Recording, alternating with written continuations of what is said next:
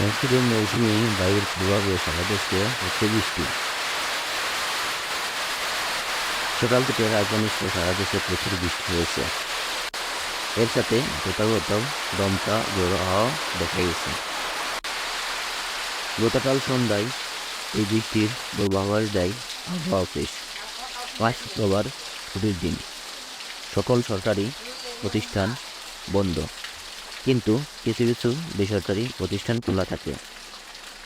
সরকারি চাকরিওয়ালাদের স্বাচ্ছন্দ্য বোধ করলেও চন্দ্র বা অন্যরকম দিন কাটাচ্ছেন বেসরকারি প্রতিষ্ঠানের চাকরিজীবীরা।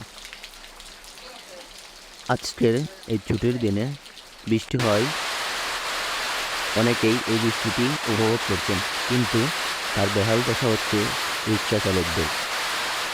কিছু কিছু রিক্সা চালক আছেন যারা যদি রিক্সা না চালায় তাহলে তাদের বাড়িতে ভাত যাবে না। তাই অনেক রিক্সা চালক আছেন যারা এই বৃষ্টিতে কষ্ট ভোগ করলেও এই বৃষ্টিটি এখন বর্তমান আমাদের মাঝে খুব একটি উপকার বয়ে আনছে। অনেকদিন বৈরী আবহাওয়ার কারণে তাপদাহ হয়েছিল, যা এই বৃষ্টিটি সেই তাপদাহ কমে আনতে সক্ষম হয়েছে।